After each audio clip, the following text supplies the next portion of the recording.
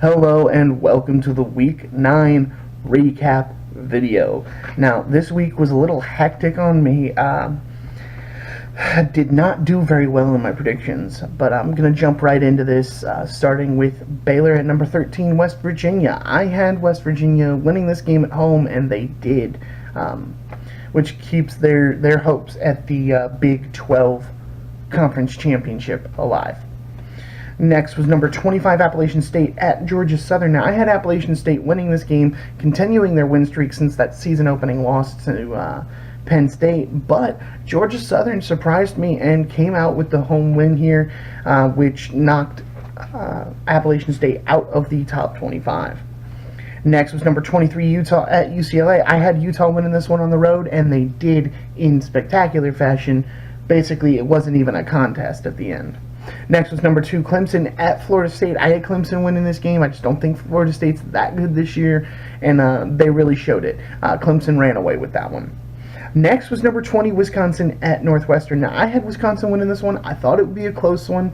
I was right. It was close, but Northwestern came out with the home win here, going into their competition this upcoming week against Notre Dame. So it's gonna be an interesting one. Next was number 9, Florida at number 7, Georgia. I had Georgia winning this one at home. Georgia did win this one. They pulled away at the end of the game, but Florida played them the whole game, so give Florida credit. Next was Kansas State at number 8, Oklahoma. I had Oklahoma winning that game, and they did at home. Put them in a good spot, keeps them back in that hunt, especially with one of the other games that happened later in the list. For the conference title. Next was number 18 Iowa at number 17 Penn State. I had Penn State winning this game. They did, but it was a close one. I believe the final was 30-24. They pulled it out in the end, though. Next, number 21 South Florida at Houston. Now, I had Houston winning this game, even though South Florida was the ranked team and undefeated. I just had seen a lot from Houston's offense and not a lot from South Florida's, and it showed in the game. Houston came away with the huge home win.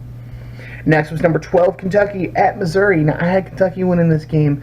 I thought it would be close. I did not expect the game we got. Kentucky was down 14-3 entering the fourth quarter and managed to win the game 15-14 to keep their season alive. And going into a matchup with Georgia next week, this is essentially a playoff game for their half of the SEC. Next on the list is Washington, number 15 Washington at Cal. I had Washington winning this game, but they did not. They went on the road, and Cal showed up and beat them at home. Next was number 14 Washington State at number 24 Stanford. Now, this one was kind of a toss-up for me. I had Stanford winning this one just because it was at home, but Washington pulled out the win. I believe the final was 45-38, so it was a high-scoring but close game. Next was number 16, Texas A&M at Mississippi State. I had A&M winning on the road here, but Mississippi State pulled off the home win here. 28-13 was the final, which gave Texas A&M their third loss of the season.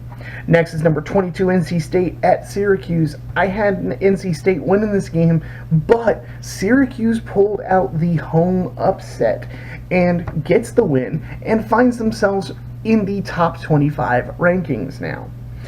Next was number 3, Notre Dame at Navy. I had Notre Dame winning this game, and they did. Now, the first half looked spectacular for Notre Dame. It was 27-0 at halftime. Navy was just struggling to move the ball, but Notre Dame's got to work better if they want to make a push on this at the end of the season. They got to work better on their second half, because they let up 22 points to Navy in the second half.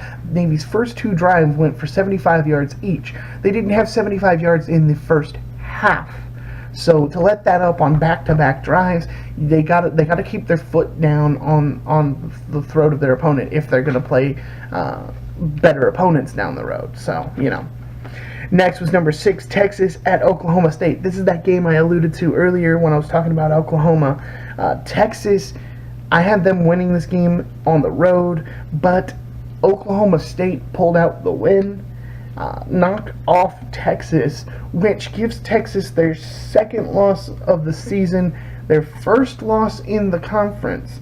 So, they still have the nod over Oklahoma, but if Texas loses another game, then Oklahoma would surpass them. It's going to be an interesting finish for this Big 12 conference.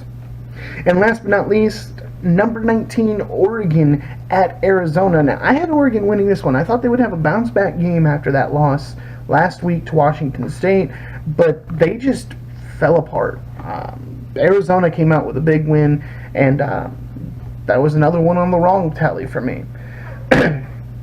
So that's it for the Week 9 recap. I had 9 out of the 17 correct, which puts me at a 52.9% correct rate on this week, which I believe is my lowest in the games that matter for the season.